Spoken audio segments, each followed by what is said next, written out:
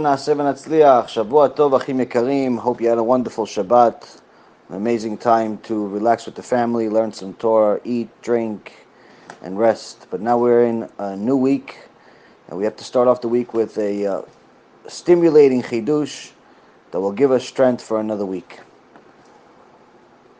was thinking to myself, we're getting closer and closer to the extraordinary day of Shavuot.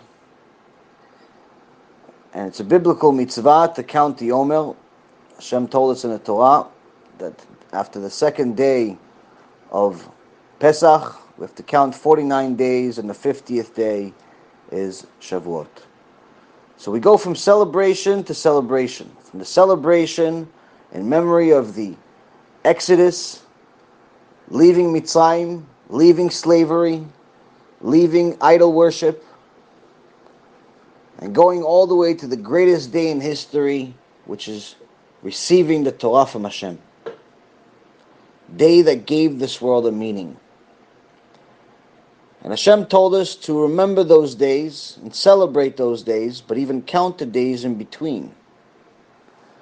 But one of the things that most people are remembering during this time is the 34 days. The first 34 days of Shavuot, of the countdown to Shavuot, are the days we count the Omer in memory of the loss, the giant loss that we had of losing 24,000 students of Rabbi Akiva. Each one of these students was a Tana, was an extraordinary sage, where the least of them had enough Kedusha and Torah in them to revive the dead. And each day we lost about 700 of them. To give you an idea of how much Torah each one of them had, if you combine all of the rabbis in today's world together, it would not be equivalent to just one of them. And we lost 24,000 of them. So I was thinking to myself, why is it that Hashem wants us to go from celebration to celebration, but in the middle we have sorrow? And I thought maybe the sorrow will also remind us of what we have. In the Gemara Masechet Megillah, the Gemara Tractate Megillah, page 14a, it says that there are only 55 prophets mentioned in the entire Tanakh. 48 male and 5 females. But the same Gemara says that throughout history, we had at least 1.2 million prophets.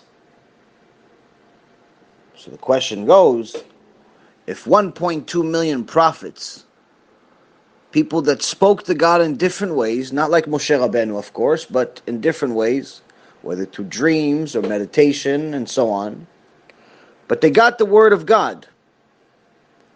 And we had 1.2 million of them. And our entire Torah is from 55. Why weren't they mentioned? Where's their Torah? And Hashem responds to this question, at saying that the 1.2 million had prophecy that was relevant to their generation, meaning that the prophecy of the other 55, the entire Tanakh that we have, the 5 books of Moses and 19 other books after it, is relevant for us forever, for eternity. But here we see that this extraordinary Torah is really from 55 extraordinary people. And those 55 delivered their Torah to 24,000. 24,000 sages that each had the Kedusha to revive the dead.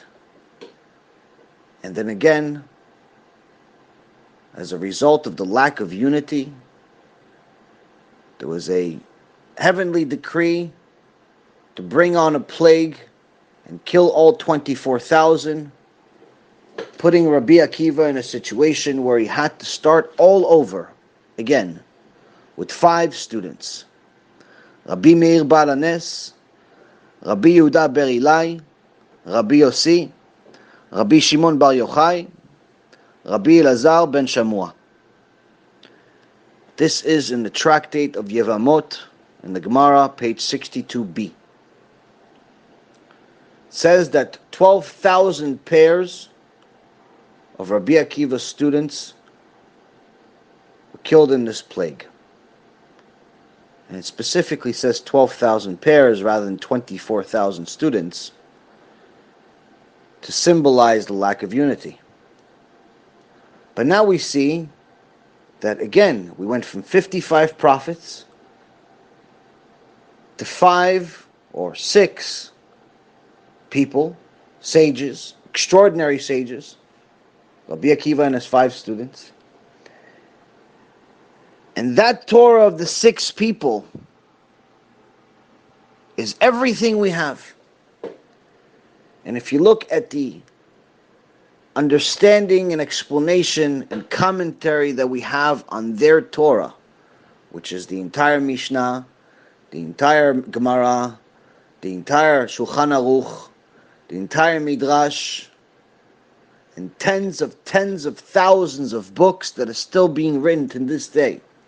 If you go to HebrewBooks.com, you'll see that they have about 75,000 free Jewish books that you can download online.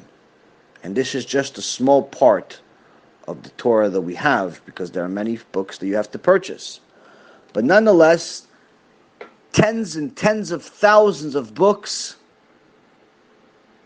of Torah that we have today, that if a person could just read a few, it would change their life. And in fact, if a person would just read one, it could easily change their life. But this is only from a few, from a half a dozen. What would we do if, hypothetically, Hashem would skip one of those 34 days, and instead of letting 6 survive, it would be 706. How much more Torah would we have? What if he would skip 2 days, and he'd have 1,406 sages, and we would have their Torah? So the question that everyone always asks, what do we do in Olam HaBa? What do we do in Gan Eden? And the answer goes, you see, sage after sage after sage after sage learning Torah. And people always ask, myself included in the past, how much Torah can you possibly learn?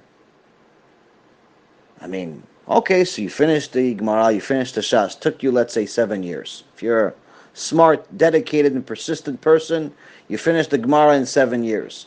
You finished the Chumash, in 1 year you finished 1 parasha per week, and then let's say it took you another year to finish the rest of the Tanakh. Then the Shulchan Aruch, another 7 years.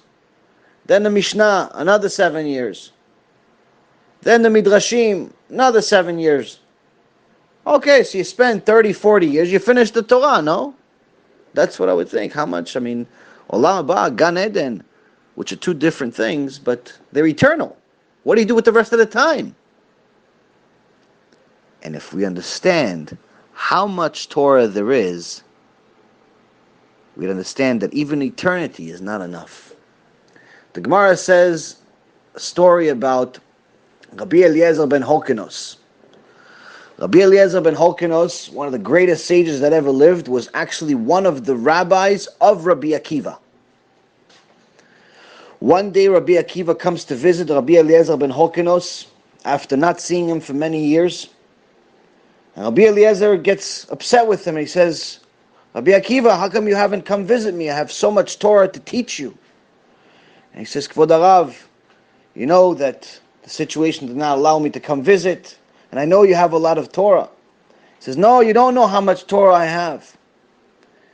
He says, how much Torah do you have, Kvod Harav? How much Torah do you have?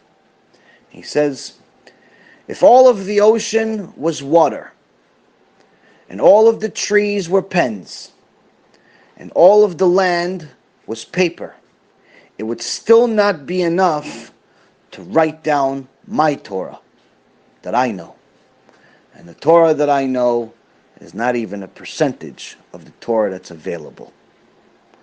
So you see, my friends, the Torah is endless. 974 generations before Hashem created this world, He wrote the Torah. White fire on black fire. And that Torah is part of Him and is eternal. And there's no end to it. So when you ask yourself, what are you going to do in Olam HaBa, Be'ezrat Hashem? Don't worry. You'll be very, very busy, consuming more and more Torah you've yearned for your whole life. But how does this connect us today? How does this connect the story of going from happiness of Exodus to happiness of Matan Torah, of receiving the Torah, and in the middle of it, having this huge sorrow that we don't have this Torah? We have tens and tens of thousands of books that we haven't read, but we want to. But yet we still mourn for the Torah we don't have, that even if we could, we can't read. It reminds us that the main reason why we don't have that part is unity. Rabbi Akiva's students did not respect each other in their level, not in a level of disrespecting each other like people do every day, treating each other like animals, but respecting each other in their level. Where if one stated an halakha and an understanding of Torah and was perhaps mistaken by 5%, his partner, his chavruta, would not correct him. And in their level, that was considered disrespect. In our level, it's not only that we have to respect each other, but more importantly, we have to be reminded that if we have the unity combined with the Torah, Be'ezrat Hashem, we will have Olam HaBa and the rest of the Torah we all yearn for. So how much Torah there is, it's endless. How do we get it? Unite and learn it. Thank you again for learning with me, and Be'ezrat Hashem, we'll learn some more throughout the rest of this week. Kol Tuv.